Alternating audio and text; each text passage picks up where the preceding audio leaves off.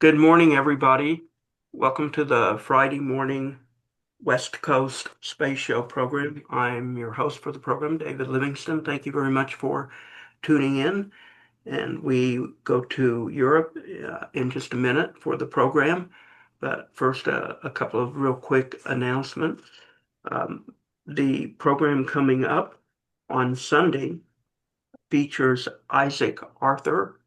He is the head of NSS, the National Space Society, but he has his own website, his own podcast, and he's a science guy and probably much more. And he opines on many topics and has a huge following. So hopefully everyone will tune in for Isaac Arthur Sunday at noon West Coast time. I'm out of town at UCLA, but we will have on Thursday, December 18th, the Hotel Mars program with our scientist friend on discovering all these new black holes and incidents in India.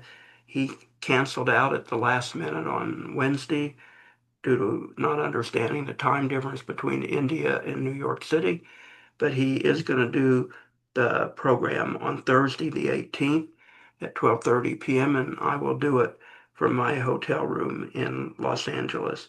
But then we return on Sunday, December 21st, with a full program by Michael Lissner on his annual space policy and legal review. And then Dr. Mike Griffin is with us on Tuesday, December 23rd, regarding his recent testimony about Artemis. He's recommending it be scrapped. We immediately start over, or we won't get to the moon. And then our other remaining programs for the year are in the newsletters, and you can find them real quickly. I do want to remember everybody, we have 2 weeks left in our annual campaign, and we're listener supported, everybody. So we hope that you will support us. And if you're listening, why wouldn't you support us? Otherwise, why are you listening? So I'm trying to connect the dots, but that we are listener supported. We do need your help. And we have a great PayPal link on our website page on the right side, thespaceshow.com. That PayPal link also tells you how to use Zelle if you have a United States bank. It goes to David at onegiantleapfoundation.org. And it also tells you how to mail a check to our offices in Las Vegas, Nevada. And then for those of you who use Substack, they have their own funding system and subscription system. So if you don't want to cross over to our website, please use the Substack system. And we appreciate that very much. Sponsorships are very affordable and they're great. And we have a couple of sponsors with us today. Our guest, Manuel CUBA, John Jossi is a sponsor, and they're $500 a year, and they really make a difference and help a lot. If you're interested, email me for details at drspace@thespaceshow.com. So as I said, Manuel Cuba, he is in Luxembourg, and he is the managing director of Helix Space. And he has been with us before, and we certainly appreciate and value his sponsorship because we have so many new listeners all the time, and we're on different platforms than we were when Manuel was last on the show. I'm going to ask Manuel to introduce us to Helix Space because, as I said, he is their managing director in Luxembourg. Welcome back to the program, Manuel, and again, thank you for your sponsorship support. We definitely appreciate it. Tell us something about Helix Space and what you do as a managing director. Is that equivalent to the CEO? Yes, it's just that I didn't want to call myself CEO. What is what is Helix Space? What do they primarily do? What is their focus? So I will start with the vision of Helix Space. When we created this company more than 5 years ago, so the original purpose of Helix Space is to develop products based on microgravity research for use on Earth, both in humans or animals, either on humans or animals. So that was the original vision of the company. Of course, to be able to do this, you have to raise quite a bit of money. So what we did is we separated the company in two parts. One was in charge of the R&D, which is called Space Translational Medicine. I will go in details later on our progress there, our insights about the ecosystem for microgravity research.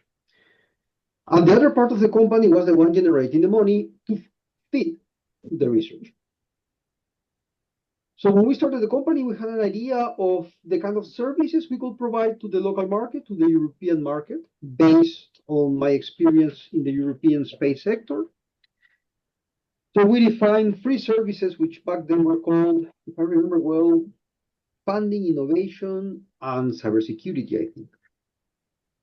So what does it mean? It means that we help companies obtain public or private funding.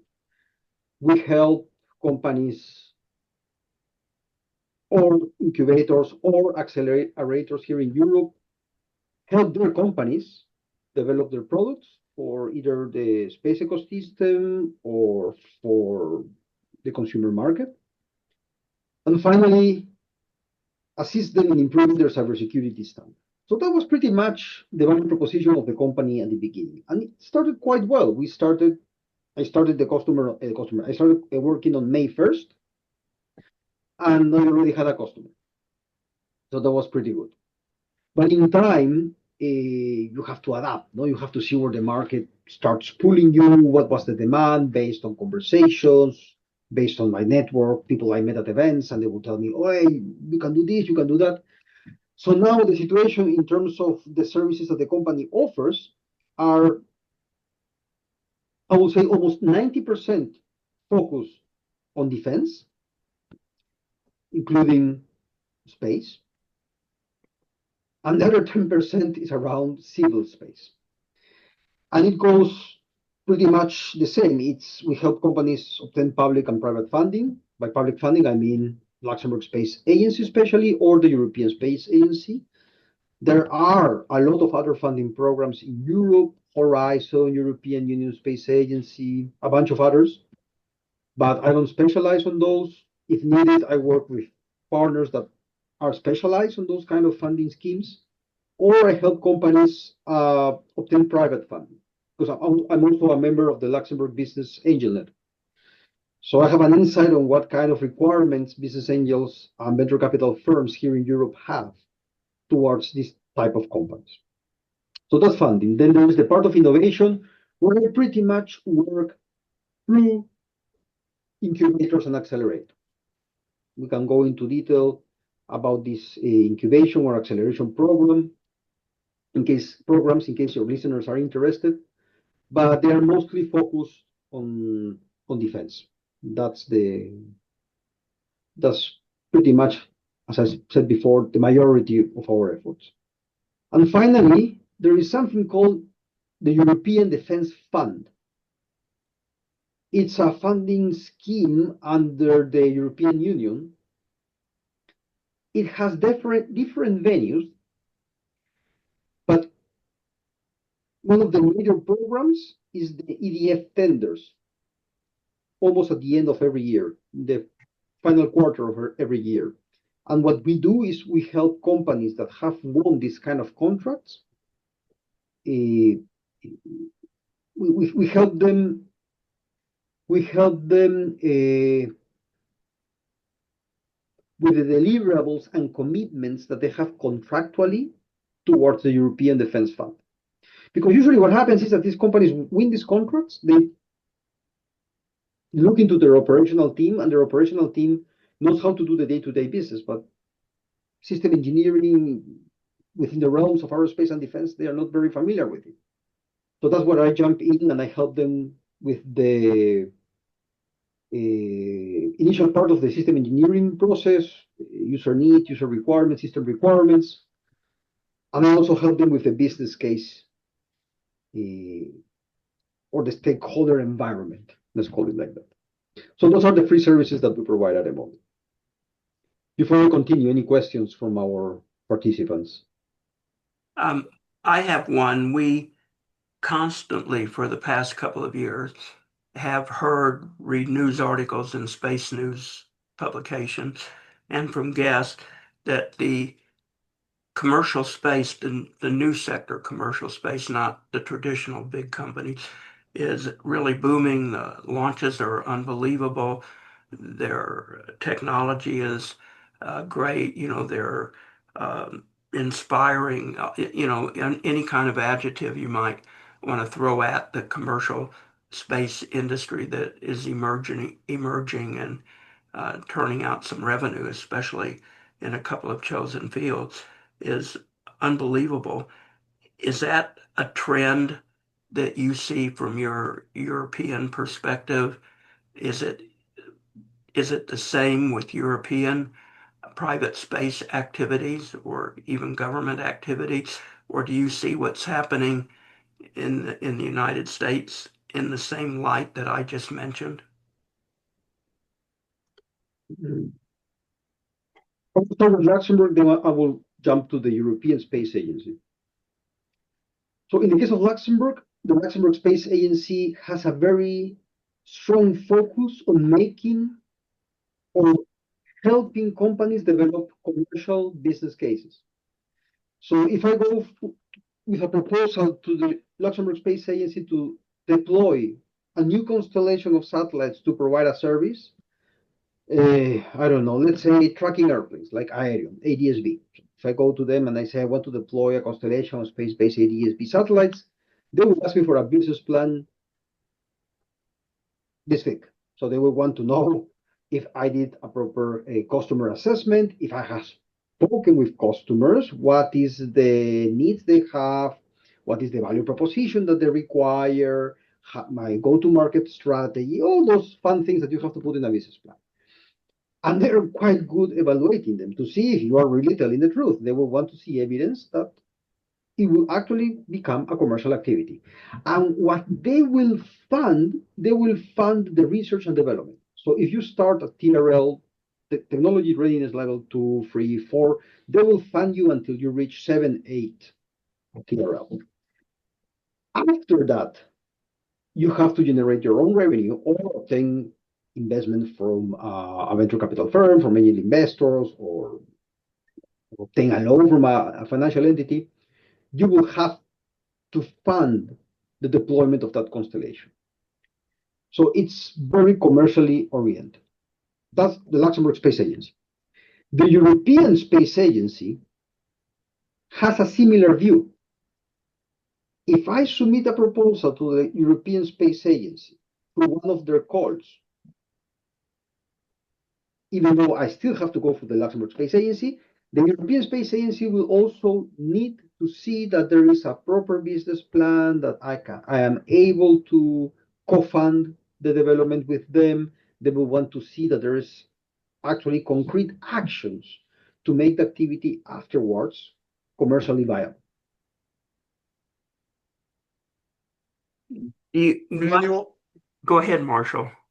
oh, Yeah, along that same line, the SpaceX with the Falcon 9 cut the cost of putting a kilogram into orbit dramatically, and Starship is going to make another big step in lowering the cost. Do you see the future market of European space projects growing exponentially or growing a whole lot due to the reduction in the cost of getting things to orbit? I am a coach for the Fit for Start program. It's a national accelerator here in Luxembourg. One of the tracks is space. So we open the program to companies from all over the world, and if they graduate successfully and they decide to open a subsidiary or their headquarters here in Luxembourg, the government provides them funding. Why do I mention this? Because one of the companies that we accelerated, even though I was not their coach, he was my peer back then, was the name. Anyway, it's a company that allows you to book launches. Right, that's the name. It's a French company, and they have been very successful. It's incredible. When I first saw their website, it was a little bit clunky, but the last time I went inside just to see, you find all these different rockets, the availability dates. So it's like in Amazon, click, click, click, click. So instead of buying Chinese stuff, you're actually booking a slot in a rocket. Prices are there. It's amazing. It's very, very good. And if I remember well, it was not the only company providing this kind of service back then. I don't know what is a competitive landscape like right now, but that doesn't matter. The thing is that I see a lot of availability for making launches, for launching your payload to space. If it's cheap enough or not, that's another story. But I do see that this right company is constantly bringing in customers that want to launch their payload to space. It's night and day. Mhm. I have a question. So you mentioned that I think 90% of your customers are defense related. What's the breakdown of the market sector there? Is it Earth observation? Is it in space servicing? Is it communication, power? How does it break down for Europe? So the way they divide it is pretty much what you said, John. There is the SATCOM market, the traditional geostationary SATCOM market, including some other players. SES, my ex-employer and customer being one of them. Then you have Earth observation, where you have huge number of players that go from upstream to the downstream. No, you have the satellite operators, like satellite manufacturers of Earth observation satellites, like ICE-I, for example, which has been in the headlines quite a bit, to service providers like RSS Hydro, where I'm an investor. We can talk about RSS Hydro later. There is navigation. So all activities around Galileo. So even though the Galileo program is a program funded by the European Union, the downstream services, quite a number of them, are commercial services provided either by the service providers, by the equipment providers, and the whole value chain around. There is a fourth one, which you could call space resources, cislunar space, where I'm involved with the European Space Resources Innovation Center Startup Support Program, which we can talk about it afterwards.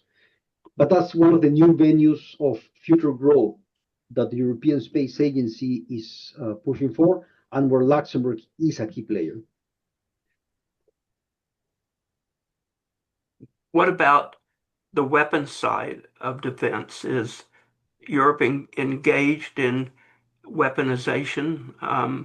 Do they look to countering, say, at least the PR of the Russian nuclear tipped missile that they claim that is new? It's really not space, but it's probably kind of related to space. Cyber is definitely space.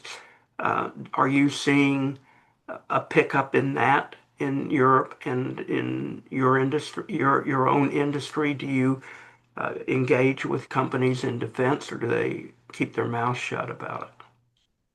No, it's quite open. Europe doesn't want the proliferation of weapons in space, and it's not because I'm being politically correct or anything. This is what I see and hear in events. So if we're going to have Matrix-like robots in space with lasers pointing everywhere or kinetic weapons, no, that's a big no-no. What Europe wants to have is the ability to protect the assets via defensive measures. So, for example, cybersecurity-wise, ESA is pushing a lot for a zero-trust architectures in space because they want the satellites to be unhackable. I have seen also other initiatives where they want to install some kind of robotic arm on the satellite so it's able to push away something if it, I don't know if the physics of that works. Maybe John Sand can tell us if he does or not, to push aside any object that is trying to get close to it. What else I have seen? Mm, Any impact of the Russian-Ukrainian war on European space? yes, massive, massive, massive. It's night and day. I can tell you at events when I go, again, this is public information. Defense events are full of space companies now because Europe is now investing massive amounts of money trying to have the systems and capabilities that the US has, but Europe never developed for X, Y reasons. The thing is that they are not there. We need those capabilities. I mentioned it before, but there is ICE-I, which is I think it's a Finnish company, a venture capital firm from Luxembourg, which was created by a bunch of ex-colleagues of mine from SES called New Space Capital. They invested in ICE-I. And they were telling me the CEO is a machine. He's very, very good. He's very smart. And they already saw a few years ago, before the invasion of Russia to Ukraine, that there was a lot of potential in this. And now ICE-I is selling their SAR satellites like pancakes. I think they already sold 40 of them. Are robotics and AI being rapidly adopted in the European space sector? Robotics, there's a few companies doing robotics, one of them being Redwire, which is an American company, but they bought Made in Space, and there was a subsidiary of it here in Luxembourg, but Redwire also has subsidiaries, I think, in Belgium and Germany. Uh-huh. I don't remember those. That's for Earth's orbit. No, and that's as much as I know that they are doing. I know that there's quite a bit of companies doing autonomous systems for microgravity research. We will connect it later to what we are doing in terms of microgravity research. And there's quite a bit of companies, including a Peruvian one, Tumi Robotics, now here in Luxembourg, that they are looking to develop capabilities for exploring and exploiting the moon.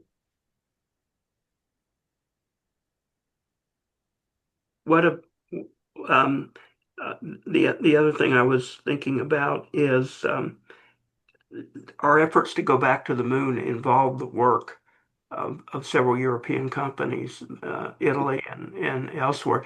I don't know if Helix Space works with any of this effort or not. So that would be one part of the question. Are you at all engaged in any of the Artemis activities or infrastructure build out or hardware build out?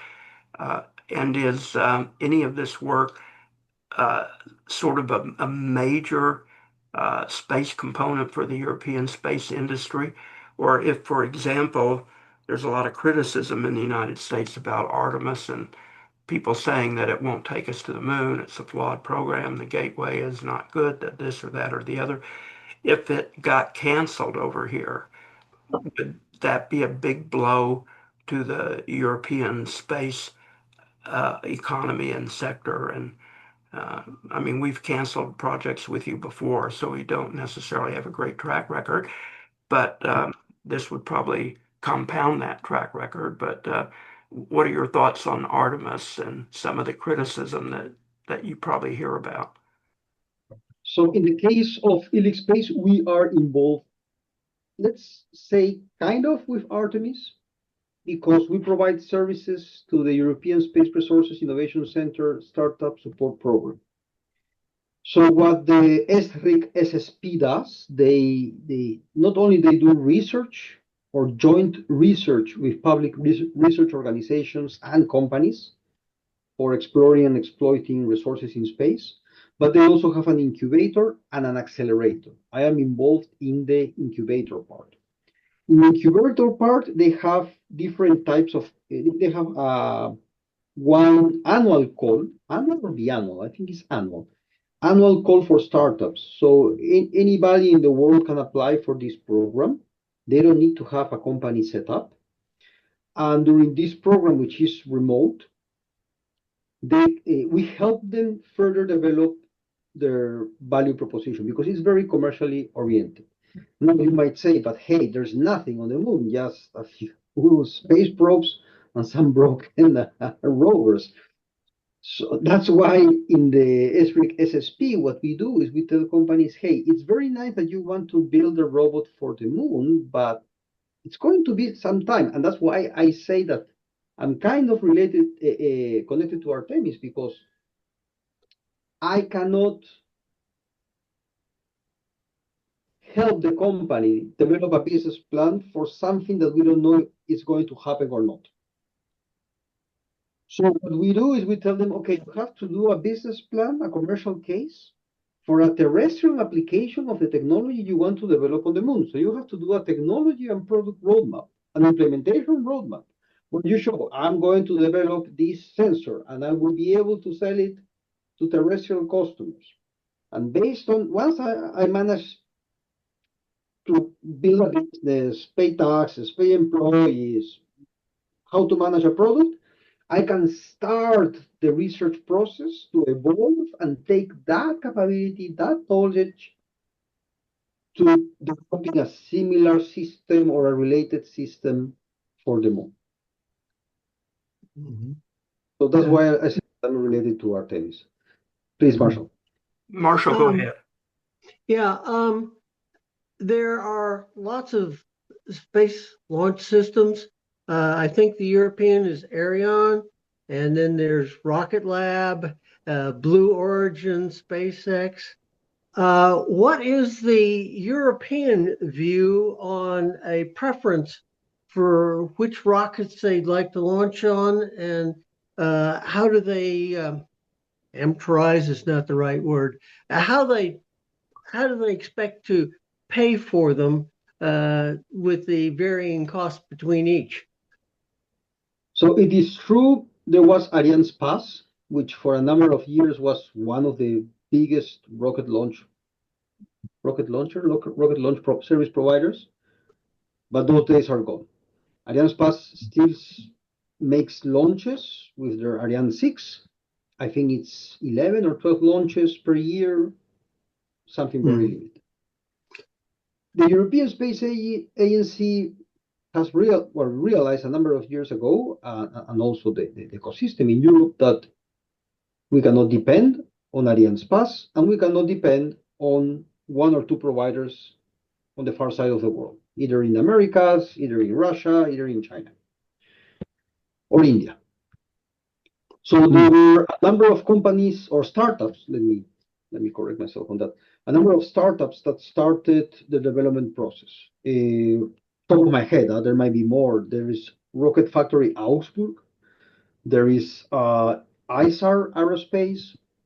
There is PLD Space. And there's one or two more that I can't remember right now.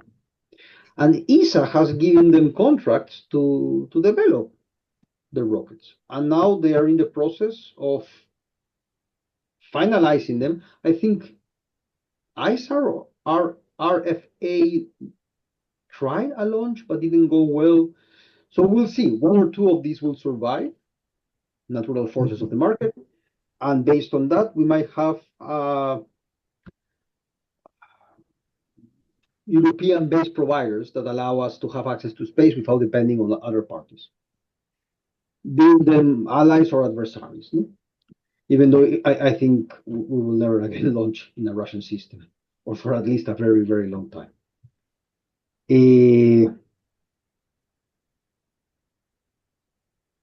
I forgot the rest of your question, Marshall. Well, I was thinking about Rocket Lab and Blue Origin that are, really just starting to reuse the rockets, and that's what brings down the cost. And part of, I would think the EU coming in there going, we could launch it on our rocket, or we could put it to one of our developing rocket companies, but we wanted to get it done today. We got to go to Falcon 9 or Rocket Lab, kind of depending on the size. And, how do they decide that kind of thing?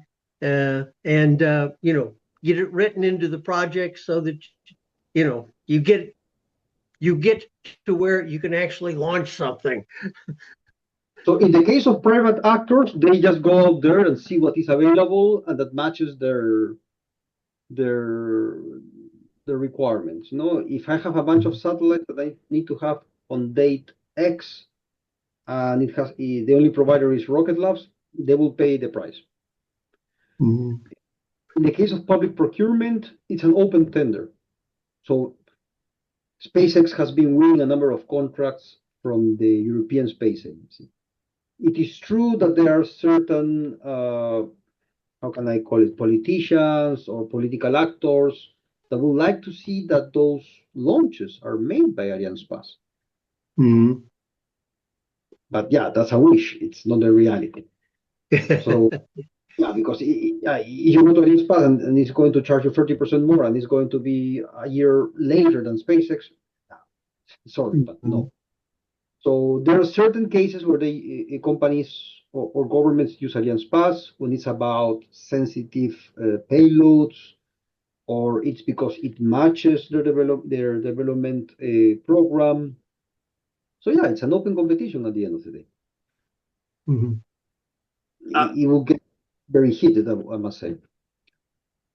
I want to follow up on Marshall a little bit. There are two other issues that we hear a lot about, and hopefully Helix has customers is engaged in them.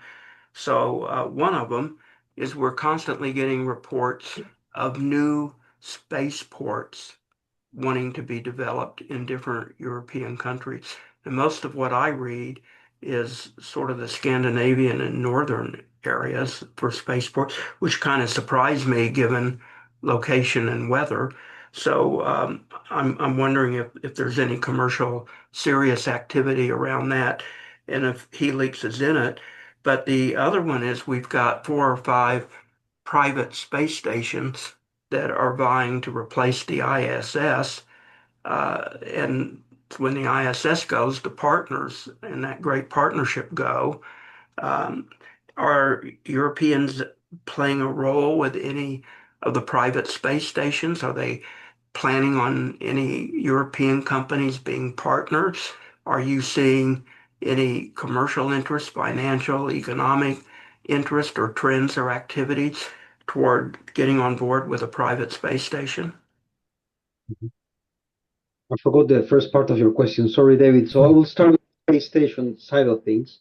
There's a number of activities here trying to push, not necessarily for space stations, but for autonomous vehicles or capabilities to put payloads on space. That's at the new space level.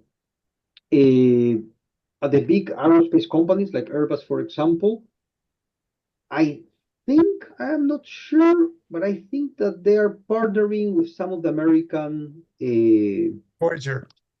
They're Well, partnering with Voyager. Voyager Holdings, yeah.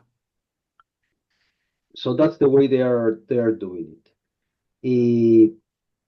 Before we go to the first part of your question, David, sorry for missing that. Spaceports was the first part of my Ah, question. the spaceport, yes. So right now we depend on the Guyana spaceport, which ESA, and you can, for those who are interested, what's his name? The author of Behind the Black, Robert Bob Zimmerman, Bob Zimmerman. Zimmerman, talks quite a bit about it and quite accurately, I must say, regarding the move that we are seeing, the commercialization of activities in the Guyana Space Center. So that's good. But we cannot not only depend on one.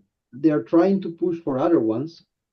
There was one in the UK, but I think that from what I see, I think that regulatory wise, it would be very difficult. Most probably, maybe one of the Nordic countries. It's quite empty up there. My only concern is that they might raise an alarm with their neighbors. I think it already happened in the 90s that they launched a sounding rocket and the Russians thought it was a nuclear attack. Yeah. Hmm. Yeah. Yeltsin. I think it was under Yeltsin Yep. or what? I don't remember. I have to watch again the CNN Cold War series. Anyway, but before we continue, I want to say two things. One is that Helix Space is a for-profit company. We are not an NGO. We don't depend on subsidies. It's fully for profit. We are making a profit. It's self-sustainable. We've had over almost 60 customers up to now. We have helped them raise, I think that by now, 4 million euros since 2021, and we are working with them to raise another 20 by 2027. Do you have We any, are, do you have competition in Europe for what you're doing, or are you it? there's competitors. There is competitors, but the funny thing is that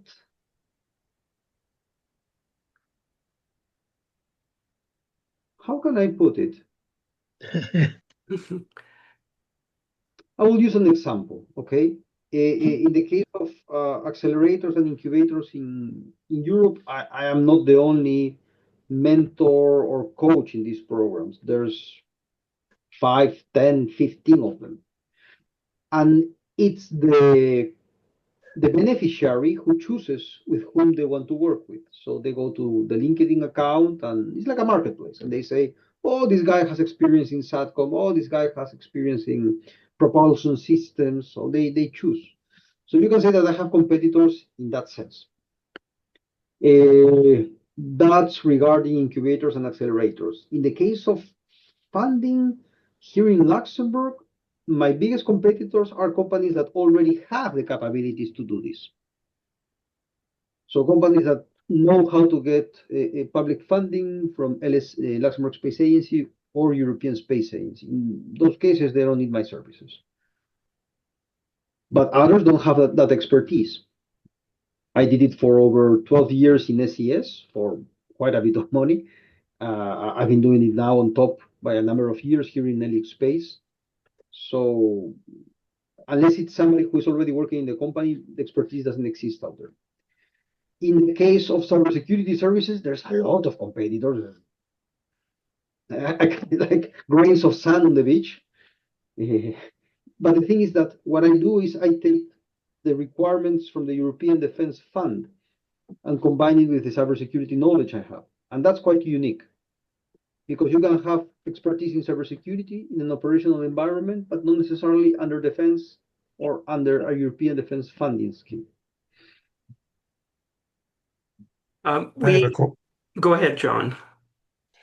Yeah. So Manuel, back in 2017, Luxembourg passed their space resources law, which allows them to own space resources if they can get at them for commercial purposes. And I was just wondering if you've been working with any companies that are looking into that, maybe asteroid mining. We have a couple of companies here in the US that are looking at that market. What about in the EU?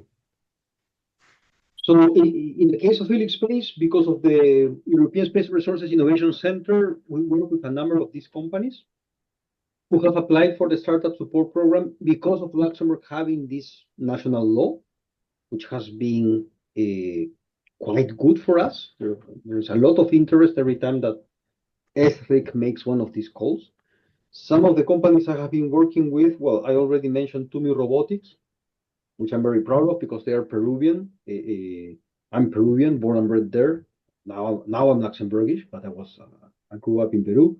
And what they are doing, they already provide services to the mining sector in Peru and Chile.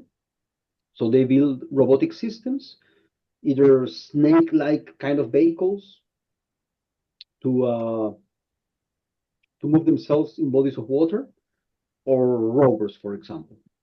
So that's one. Another one, which other one I can mention? Because Space Backend, okay, I mentioned Space Backend. Space Backend is another one of the companies. So what they have done is develop a software that allows you to integrate payloads with buses in a very easy way. Usually it's a major pain because you have different buses, different payloads. They have created kind of a API for both sides. So they use AI to assess, okay, the payload requires this type of things, this type of connections, the bus requires this. This is what we need to connect them.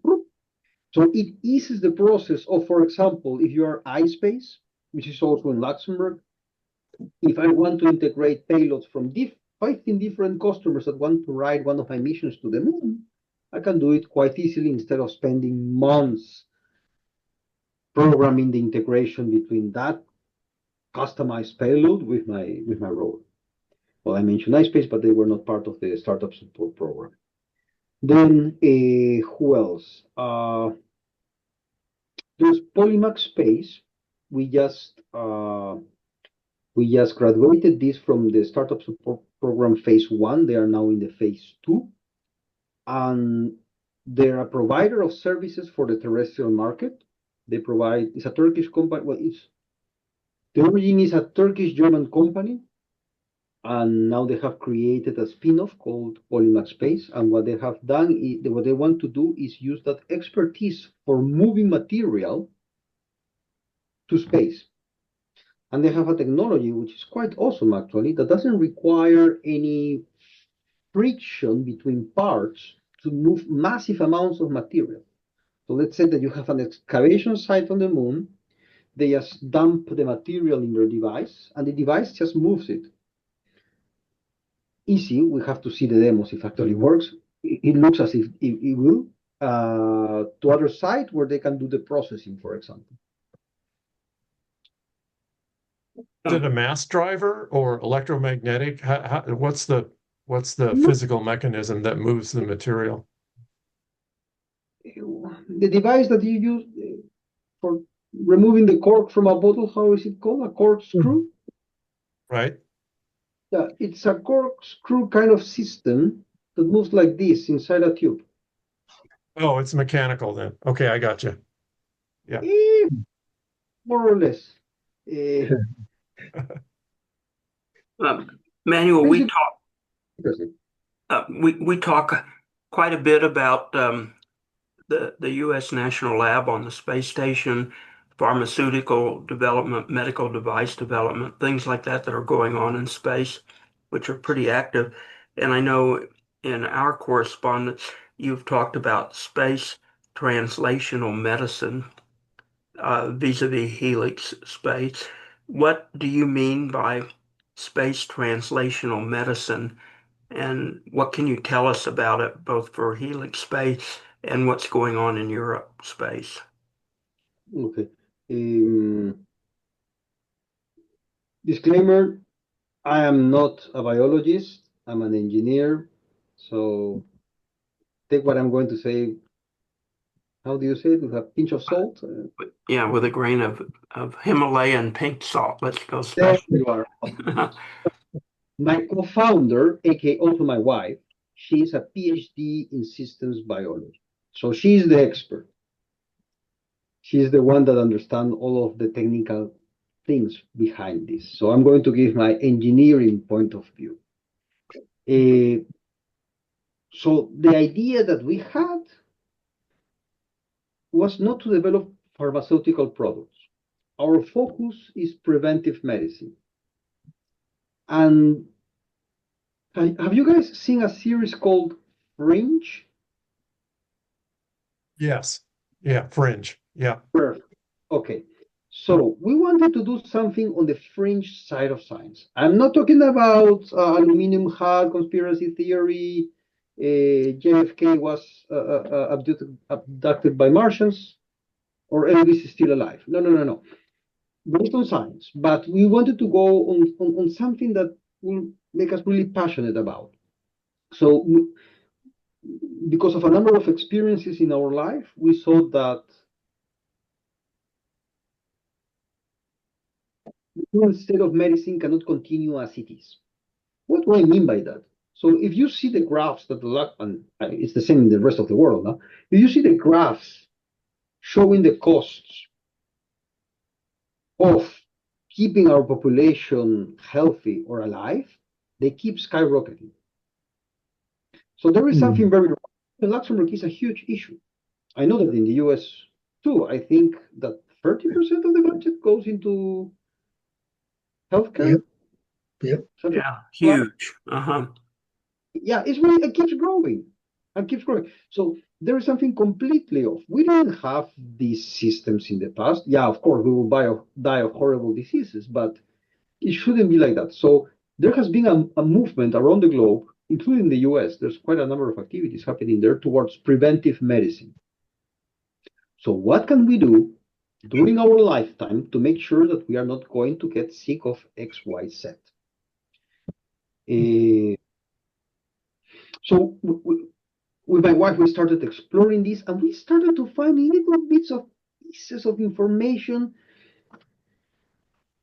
historical anecdotes from old books, and then a number of things that we saw. And I will tell you a story that maybe I will have to reiterate it in a future interview, but I will tell it to you out of the top of my mind, okay?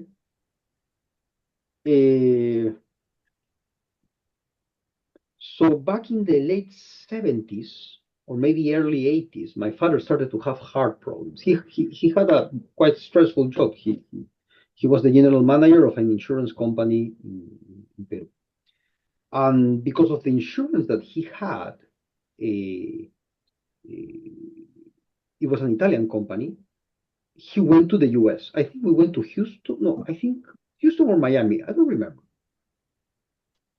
I must have been 4, 5, or 6. My brother remembers, he was old. Anyway, so he went through a series of tests and analyses, blah, blah, blah, blah, blah. And at the end, they told him, you know what? You should get treated in Peru. There's a fantastic doctor there. So we stopped the treatment in the US and we went to Peru. And my dad met this cardiologist, which was quite known in the US. He would go to the conferences, present papers, etc. The cardiologist examined my dad and he told him, okay, you are going to take this. You are going to contact this monastery in the highlands of Peru. You're going to contact this priest and ask him in my name to send you this herb. And after that, my dad was healed. A bloody herb. What was the herb? I don't know. I wish I know. I wish I knew. Remember, my dad is unfortunately not in the best shape, and my mom doesn't remember. I hope that one day I might find a paper somewhere. So that shows you that after all these expensive tests, cardiologists traveling to the US, you can imagine how much it cost to the insurance company. That it was a bloody herb that he had to take to regulate his cardiac issues. And yeah, so that's a small anecdote of things that we started seeing in different fields of medicine. Some experiences I had. For example, another one is that for my whole life I had a lot of problems with my teeth.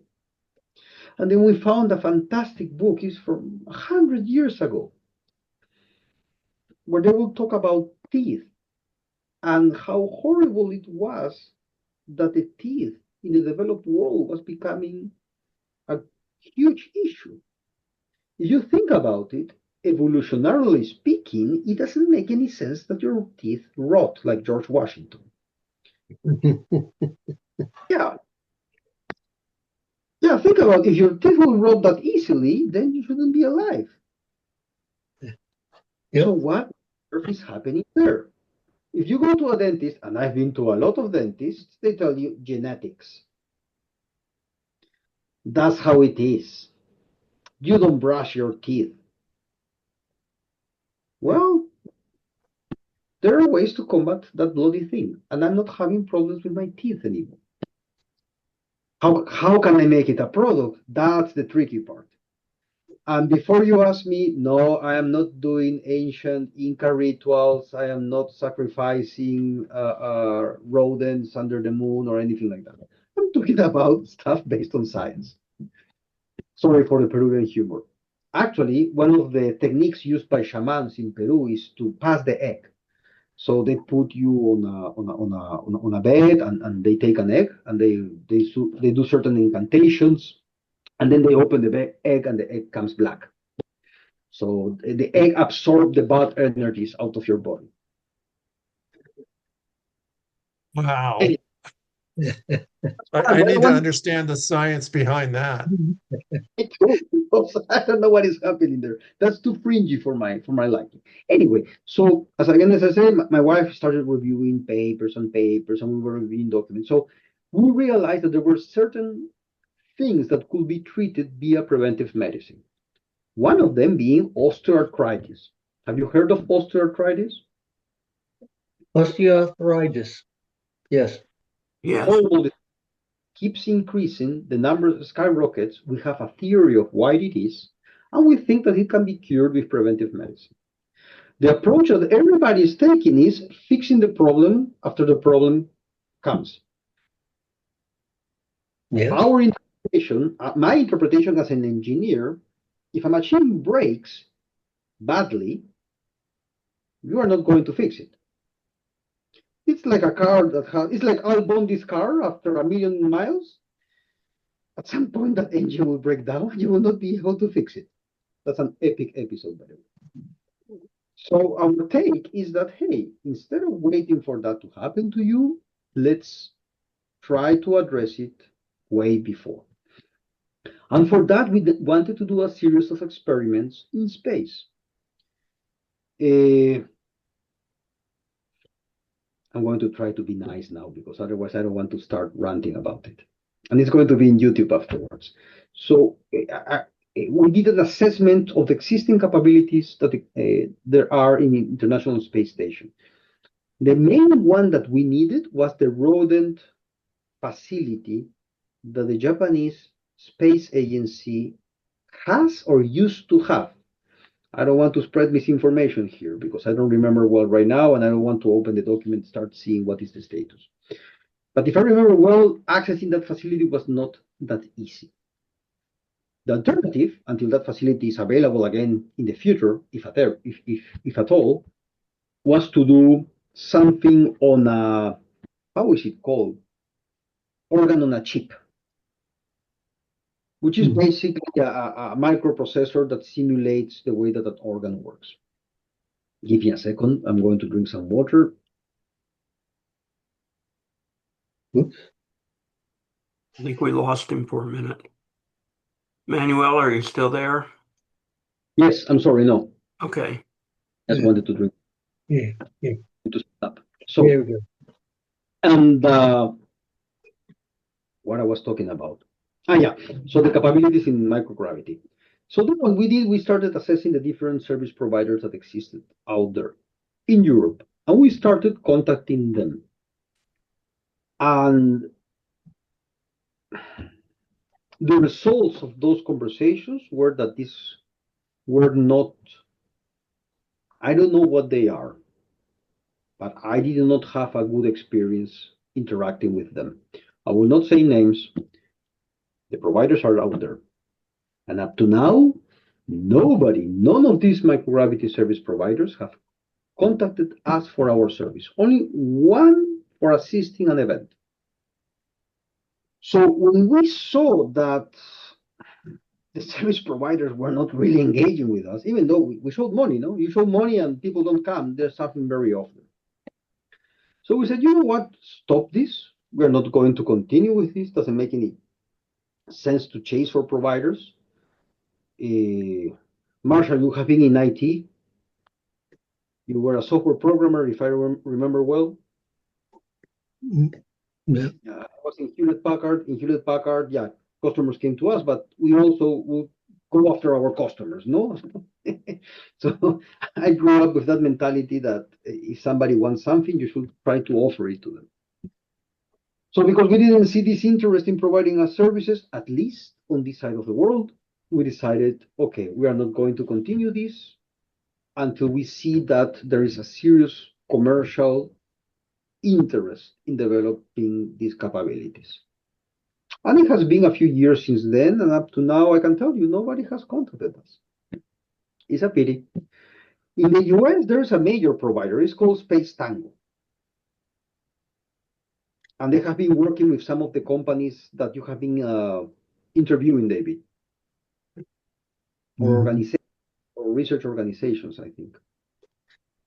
The only thing that I don't like is that it takes way too long to develop something. I don't think the capability exists there. They always talk about, I think it's called Lambda Vision. It's a company that wants to create some kind of artificial cornea, which I think is a fantastic idea. And when they start selling it, I think there will be a market there. It's like inventing something to cure male baldness. There's a huge market there. But it has taken Lambda Vision, I think, 9 or 10 flights to reach where they are. I don't want to know how much they invested there. Can you imagine having 10 years doing this without profit, without generating a return? It's way too long, way too long. So what we are waiting now is that the capability is constantly available, that we can put stuff up there continuously with ease, that is autonomous, that doesn't depend on filling forms and forms and forms towards ESA or NASA, validating that what we are launching is not dangerous for the astronauts, so that the process is streamlined. Just like when I go to the shop and I want to buy something, I don't have to fill forms toward the government telling them I am going to use this for the good of humanity. No, just buy it. So that's what we are expecting in the near future. There's another element, and you mentioned it before, David, is that the ISS will be kaput. And many of these microgravity service providers provide their services through the ISS. So I cannot really do a research product development activity if the facility up there is not going to be there. So anyway, when we realized that the ecosystem was not mature enough, we decided to post activity. And now what we are doing is we keep keeping ourselves updated on what we could do up there. And we also test providers of material, let's call it like that. I'm going to be a little bit vague here, to see if they can provide us the materials we need. I would not say in the long term, but at least in the medium term, so that they are able to provide it continuously over a period of 2, 3, or 4 years. And I say this because we want these providers to be European. We want to use prime quality ingredients from here in Europe that come from sources that we know how they develop or produce this stuff in an environment that we think we will be able to test to prove that it's free of contaminants, heavy metals, or PFAs, or all this crap. I said enough. I don't know if you have any questions. I don't know. Do any of you have any questions about medicine and what he's been talking about? Another question in a different subject, but go ahead, Marshall. Oh, I was going to say, you're basically saying there's many interesting medical development projects associated with space that could be addressed, but there's so much paperwork and you have so much problem defining demand that it sits on the table as a wish for project rather than an active project. Most of it is research. You go to the website of any of these microgravity service providers, and it's University X, Research Hospital Y, maybe something they did with someone in Merck. But Merck is huge. And their cash cow is the American health system. Billions. So some little small development done in space that will show evidence of something, maybe.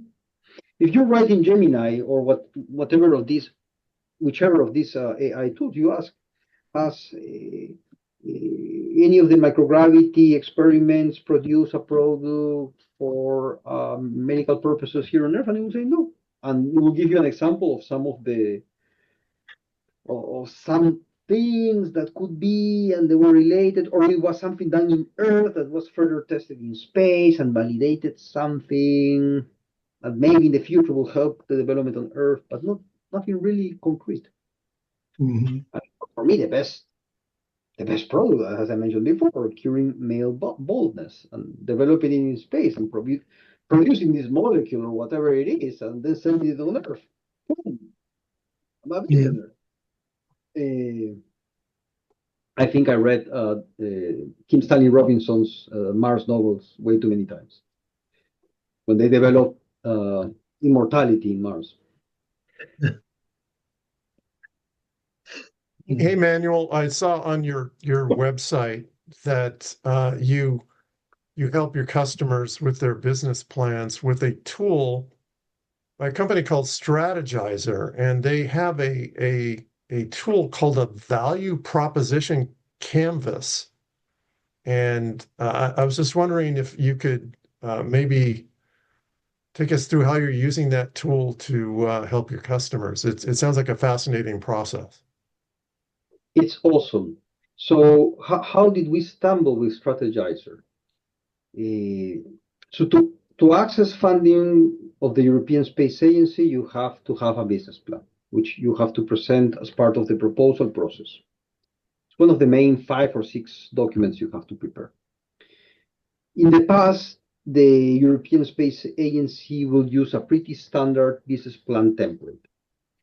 Market landscape, competitive landscape, what is your offering, go-to-market strategy, financial model, KPIs, blah, blah, blah, blah, blah, blah. And then there is, and then I think it was in Switzerland that a PhD student did his thesis on how to define a business model, because he realized that a business plan is very nice. You can write whatever you want. I'm going to sell this episode of South Park that Musk continuously mentions about the underpants. You can write whatever you want, but it doesn't really help you define how all these different parts will interact. So with his professor, they did an assessment on different methodologies, frameworks, and they created something called the business model canvas, which I think is inside this.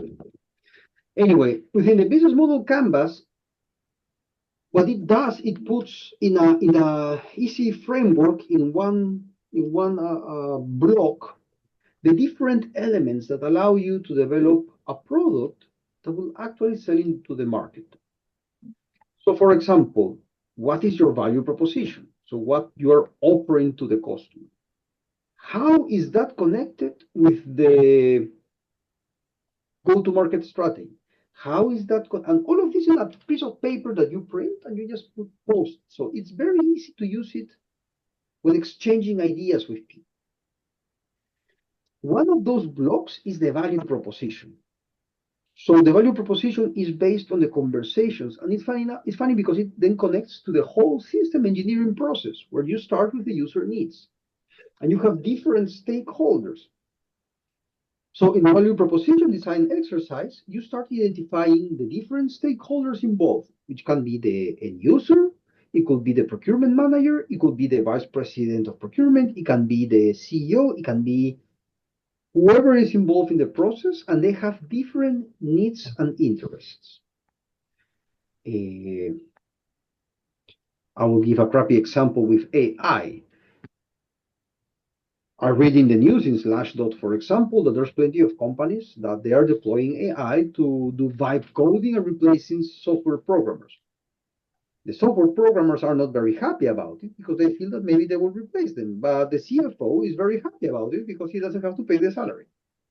So as you can see, the value proposition is quite complicated. You have to understand who are the different stakeholders, what are their user needs, and based on those user needs, you can start the system engineering process of understanding the user requirements, the non-functional and the functional requirements. Now, this is very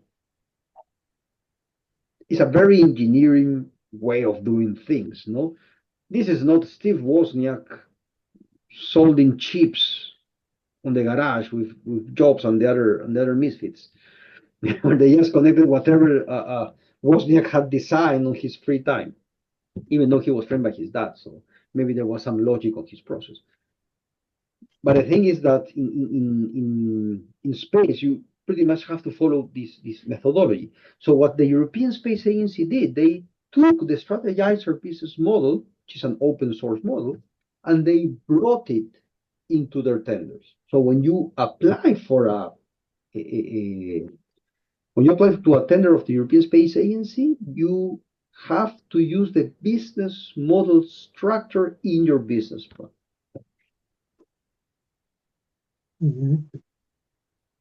Okay. Fascinating process. Very cool. I was lucky enough with my manager, a friend of mine, back in 2012, I think, we went to a strategizer organized workshop 2 days in Berlin.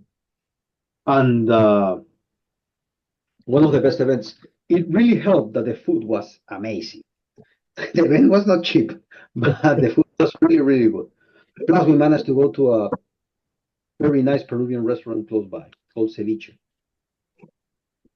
What are the opportunities for American startups or entrepreneurs or companies to work with Helix to access the European market? So I didn't mention it before, but Helix Space is a chartered member of the American Chamber of Commerce Luxembourg. So I am part of the Space and Defense Committee, and our purpose, our mission is to help the further development of the space and defense ecosystem here in Luxembourg, which includes attracting American companies to open subsidiaries here in Luxembourg or for opening their headquarters here in Luxembourg. So the country is quite open to that. And when we have had the Fit for Start program or the SRIC Startup Support Program, we have seen quite a bit of interest from American companies to come here.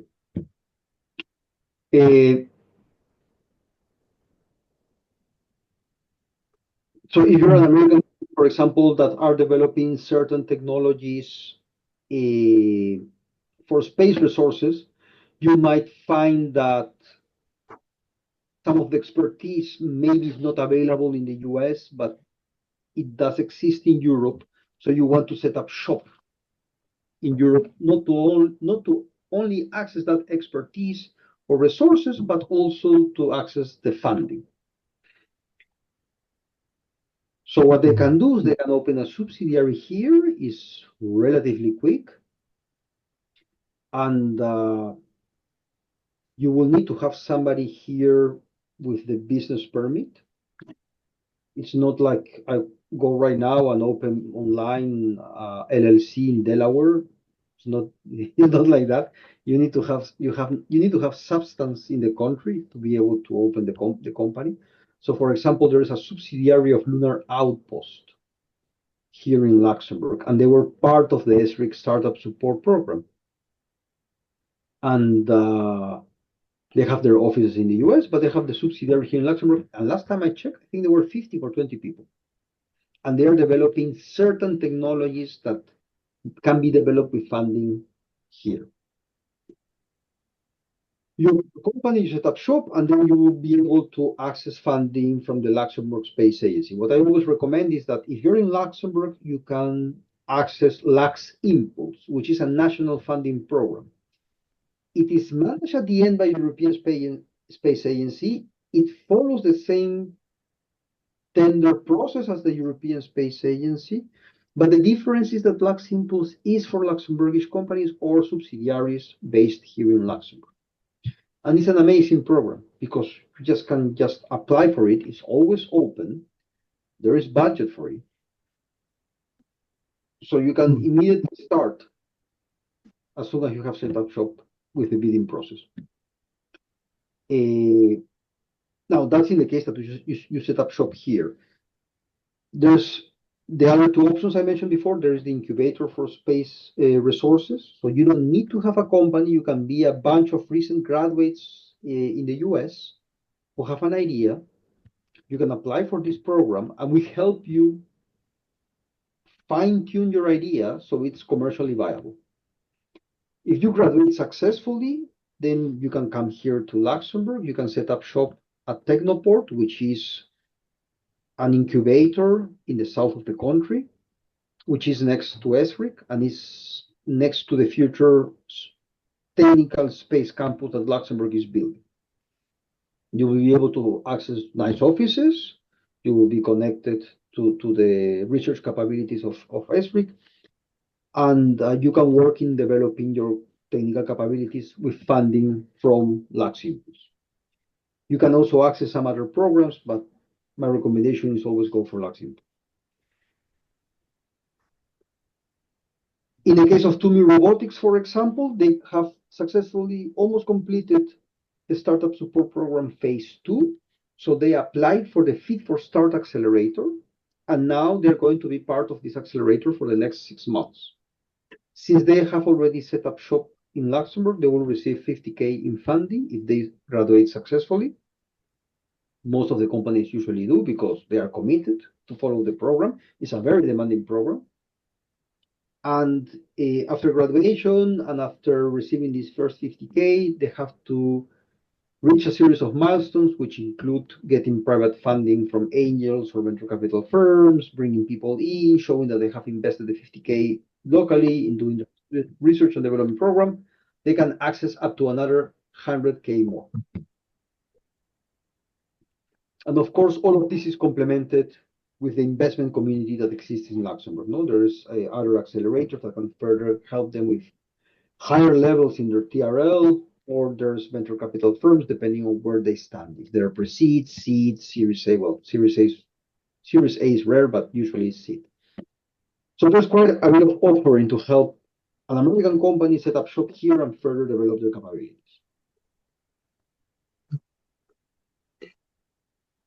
Marshall? No, I was just thought it was your turn. Just moving your mouth.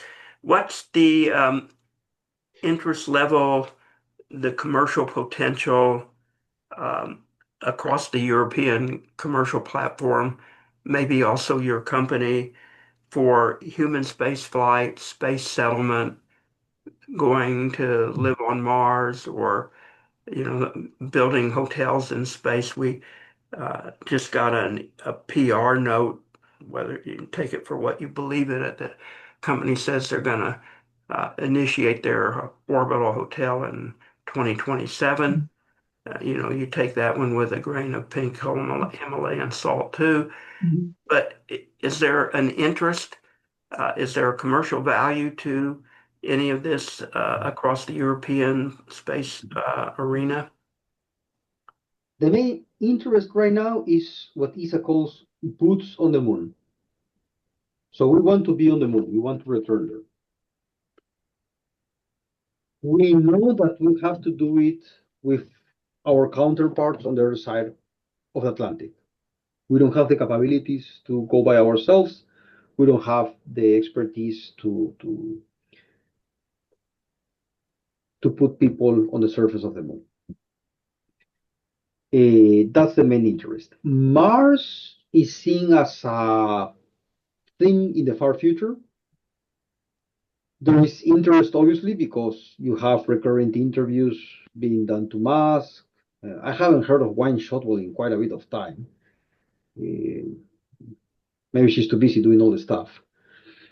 But there's a bit of interest on Mars. It's just that it's not the interest. The interest is further developing the commercial capabilities of Europe on Earth's orbit for the benefit of Earth, cislunar space, and the moon. Hotel orbit, I haven't heard anything about it. I was going to say, it sounds like the Europeans would be very interested in sending astronauts from several European countries to the moon, very similar to how they participated with the International Space Station. Mm.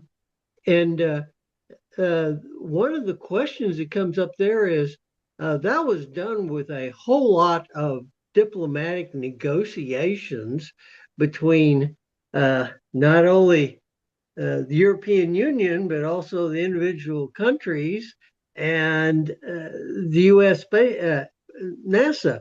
So, how much do you have to deal with just politicians and international negotiations just to get that arranged?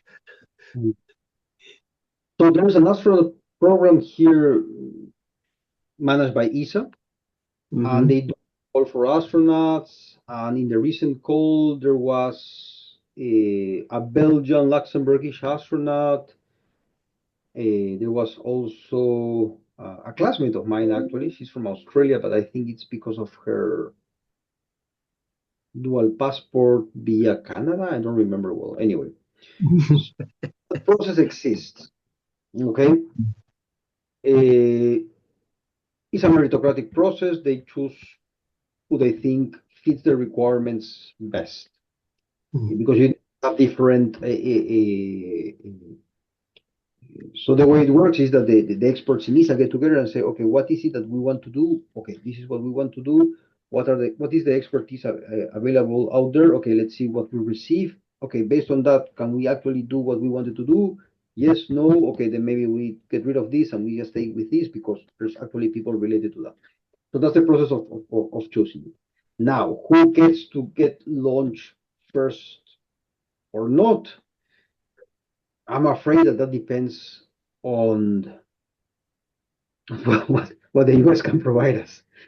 Because, as I said, we don't have a manned space flight capability. We don't have a man-rated rocket, even though maybe that's not accurate. We don't have the capsules. We don't have anything. So we have capabilities to train our astronauts up to a certain level, but afterwards we will have to do some exercises in Houston. So it's pretty much a shot in the dark, and you hope you get lucky. Yeah, unfortunately it is. The politicians might say, "Oh, okay, yeah, no, we have to do it by ourselves." Yeah, we don't have the capabilities. We are like, I don't know.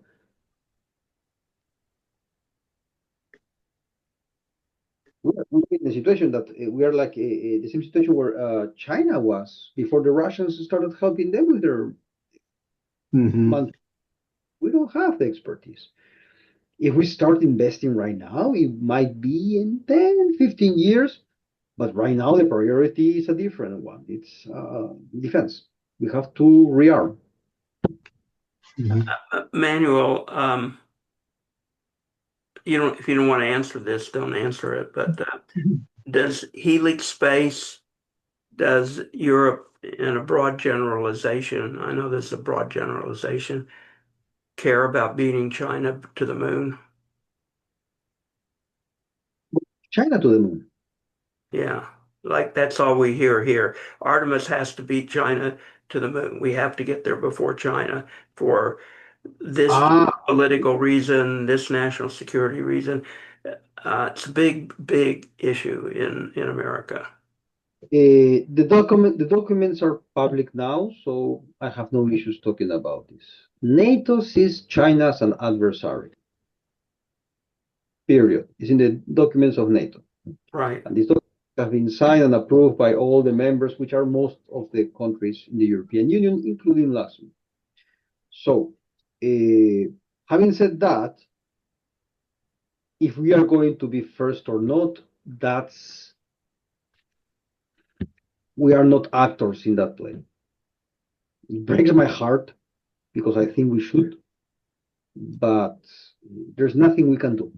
China is so advanced in their manned program that there's no way we can reach where they are in a few years. And actually, now the fear is that they might be back there before the US. Well, Artemis might pull it off and get there before the moon. There's a lot of doubt over here that it can do it. But so you don't see that as really as much of a critical issue as getting boots on the moon in the first place. I would, as I said, I would love that it was the case that we were competing there. Oh, we're close to launch, but no rocket, no capsule, no expertise, no infrastructure. It's like in Peru, we wanted to build an airplane, 737. If Luck. Musk got his private space program for humans to Mars off the ground, and the Musk timeline for human to Mars was actually realistic, and he accomplished it.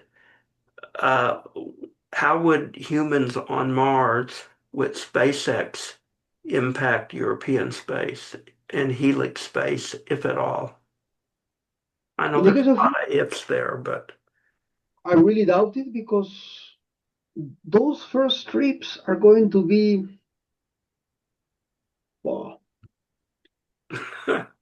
much one-way missions, no? I don't see those poor people coming back to Mother Earth. Yeah. well, they may not want to, but they may also be buried in space. I mean, we don't know, but Yeah, guys, that's we're a, all coming up on our 90-minute show. If you have any additional questions or comments for Manuel, now's the time to come forward and speak up. Well, something that hadn't been brought up. Does the European Space Agency have any interest in the issue of mitigating space debris? I mean, we've had yes. some near misses, like even on the ISS, and the Chinese capsule got hit with a piece of something. I was wondering, it's a moderate issue over here, but is there any issue in Europe on that? Maybe it was Jimmy Hoffa's body. Uh, Jokes aside. Yeah, Europe is huge. The space debris is considered a major concern and goes around a number of programs that ESA is launching to be able to track space debris. And it's not only space debris, but also the space environment. No? So there's a company here in Luxembourg. They have open offices in the US too. It's called Mission Space. It's about space weather. So what is the impact of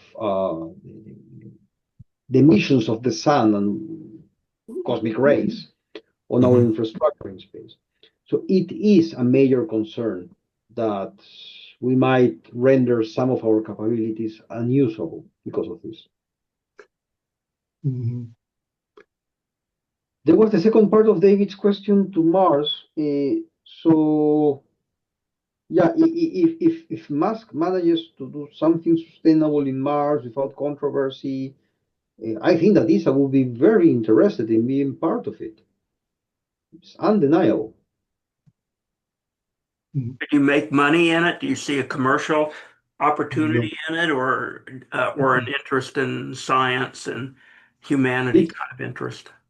it's science and the further expansion of humanity and development. But until we don't tackle the bloody microgravity, the how is it called? The gravity equation or the gravity prescription? The gravity prescription. That's Yeah, John's expertise right here. You can open a door for another hour on that if you want to go there.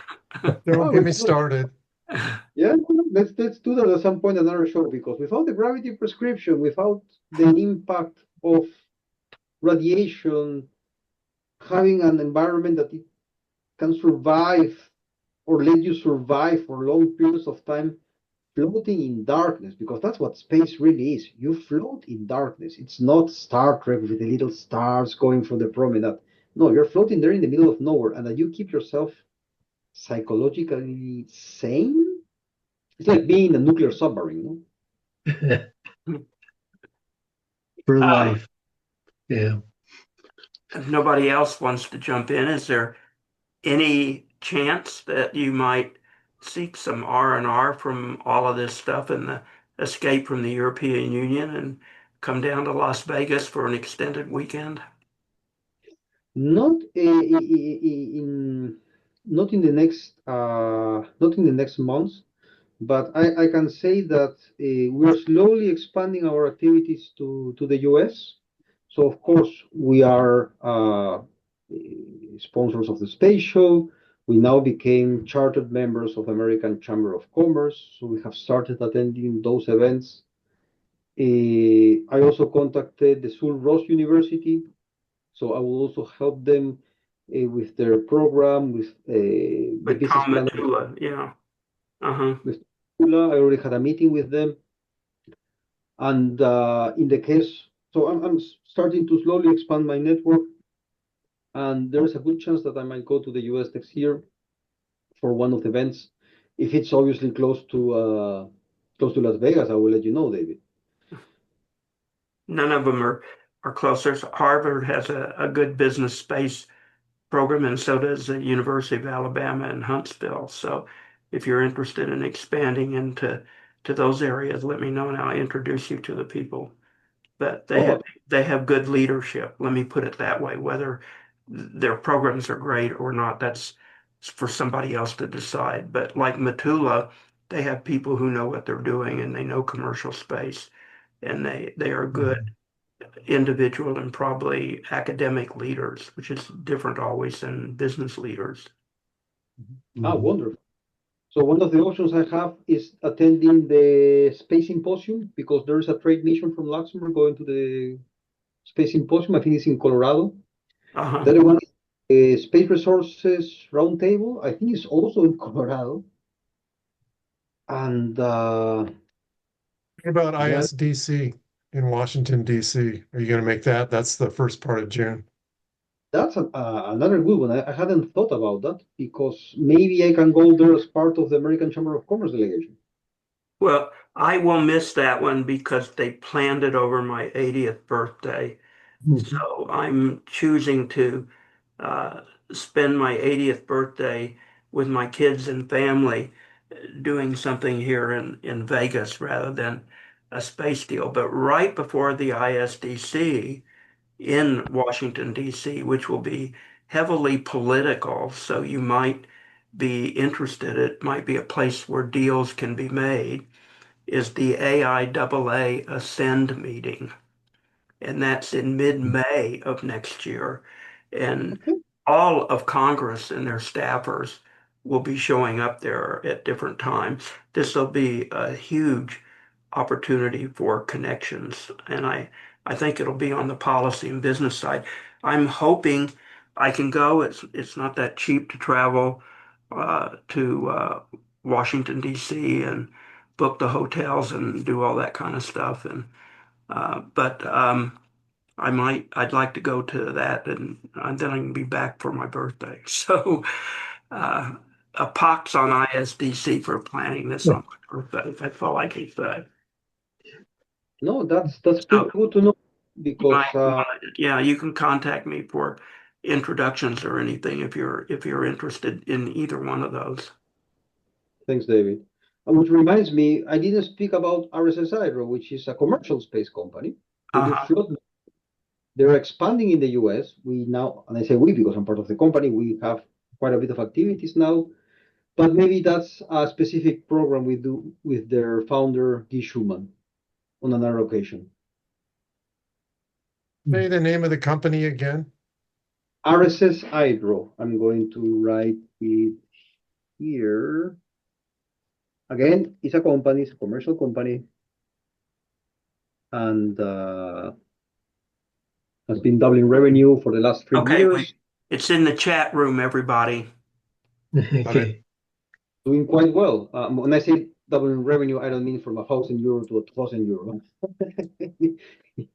We're talking about real amounts here, and yeah, it's quite a success story here in Luxembourg. Uh, Anyone have a additional commentary or questions for our guest today? You should come back more frequently than just once a year. I So agree. I, Because I time, know it takes a lot of your time, but if you want to reappear in a couple of months down the road, or if you're coming to the States, let us know. But you have a lot to say, and love to have you back more frequently than just once a year. more than happy, David. Either, I mean, I don't have to be a guest. I can be part of the advisory board attendance. Well, if you want to do that, you're on the list. I'll add you to it, effective immediately. You can join Okay. other programs if you would like to join in the Zoom room if, for some guests that may be of interest to you. So feel free to do so. Last call, guys. Anybody have another question? And otherwise, we'll all go off to the weekend. So, and of course, we'll all keep looking up, as I like to say. RSS Hydro appears to be a flood and wildfire risk management company. Is that correct? Yes. And is it public or private? It's a SME. It's a private company. It has now almost 10 employees. Good. Thank you. All right. For spatial people, Isaac Arthur with National Space Society and his own science and tech blog is up with us on Sunday. And then Hotel Mars will be Thursday. And then we are back with Michael Listener, who was with us for a while this morning. And he will be back a week from this Sunday. So everybody have a great week and a great weekend. Play well, play safe. And Manuel, thank you very much for joining us again, and thank you very much for your support of the space show. A pleasure, gentlemen. Goodbye, everybody. Goodbye, everybody.